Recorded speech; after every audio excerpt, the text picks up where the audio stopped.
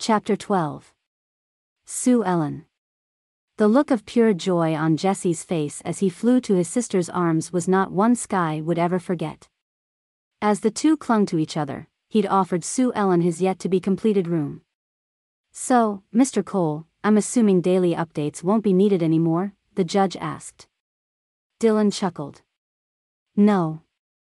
I think that's done." Pride warmed Sky. He was such a good man. "You arranged this?" Jesse rushed to Dylan and wrapped his arms around him so tight, his dad gasped. "Thank you." Dylan put an arm around the boy's back. "I said she was family, and we take care of our own. I just didn't want to say anything till it was done." Jesse nodded, his head still tight against Dylan. Tentatively, Sue Ellen stepped closer to where Jesse stood with Dylan and Sky. Her eyes looked larger when she looked up at them. One of her hands moved to her hair and twisted a curl, making it even tighter. "Thank you, sir. It means a lot to me to be back with Jesse and all." Sky smiled. The girl was cute as a button. Wade whispered that his heart was nearly ripping from his chest. Dylan took her small hand. "It's my pleasure to bring the two of you back together." The judge cleared his throat. "I'm sorry to interrupt this family reunion, but we have some other things that need to be discussed." Sky nodded as the three adults turned their attention back to him. Word had arrived before the magistrate in the form of a letter. It said Judge Anthony Munson was a fair and honorable man, but his way of judging had changed after the near collapse of the justice system. Gone was the tangled web that used to be called justice. Instead, he offered a quick, clean trial with judgment served the same day. If you didn't like it, you were free to find someone else. Judge Munson had his own set of rules when it came to testimony, all of which seemed fair and reasonable. Only one worried Sky, posing a problem Tom had brought to her attention. "I've had a sit-down with Sheriff Tom Jackson," Judge Munson said. "He and I went over his report. The men in custody, Calvin, Tony, and Pete, can rightfully be charged with assault of both you and Jesse, as well as attempted murder of you, Ms. Jackson.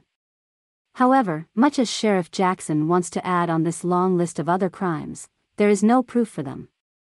He picked up a paper, scanning it. "Sheriff Jackson would like capital punishment to be on the table, and that will not happen for attempted murder. He suggested I talk to you about this." This caught Jesse's attention. "He killed my dad." "Yes. Calvin committed murder with plenty of witnesses. He can be charged with murder. However, the others didn't have a hand in that, did they?" It took all Sky could do not to outright lie. But Tony and Pete had seemed as surprised as everyone else when Calvin pulled the trigger. Stiffly, she nodded. "But when they pursued us through the woods, they detailed other crimes they committed. They were very explicit. I could write it down if it would help." "I see," Judge Munson said. "I'm afraid that isn't good enough." "My mom ain't lying," Jesse shot back. "I was there too." "Yes, I understand, son," the judge said. "What I meant was the confession of the men wasn't good enough. There is no evidence those crimes were ever committed. I need two witnesses or for them to officially confess them to a law officer." They confessed them to her. Dylan waved a hand at Sky. "Wade and I were deputized, and we weren't more than a few yards away." Judge Munson's calm demeanor prevailed. "I know this is frustrating. But they are alleging they made up the crimes to scare Ms. Jackson and Jesse into doing what they wanted." The brothers exchanged a glance. Dylan shook his head and scoffed. "We should have killed them when we had the chance," Wade said. "And then you would have been sitting in jail," Judge Munson countered. "Would have been worth it to see the scum gone." The judge raised and lowered his hands as he tried to calm the room. "They can still get life in prison. We have plenty of witnesses for that." Before being attacked by these men, Sky had been unsure of the death penalty.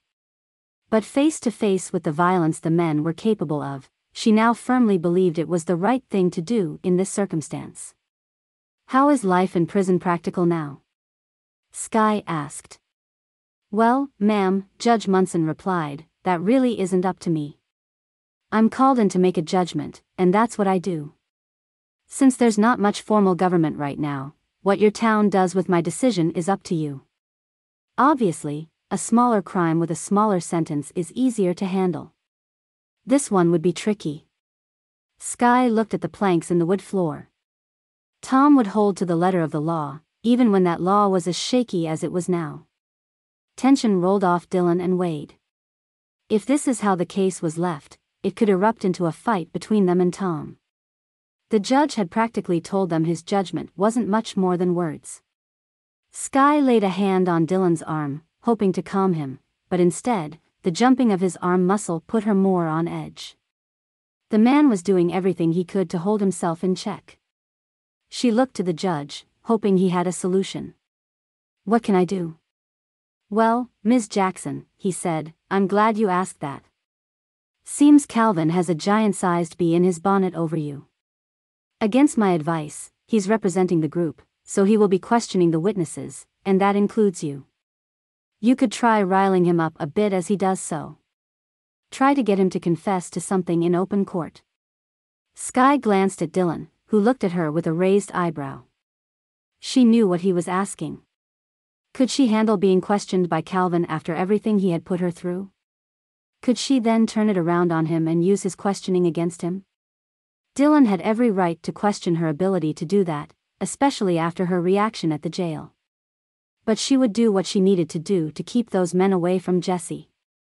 Skye turned back to the judge. I absolutely can do that. Good. Then we have no problem. Skye nodded, but her stomach tensed when she realized everything now depended on her. Skye pulled her coat tighter as they stepped back into the chilly night.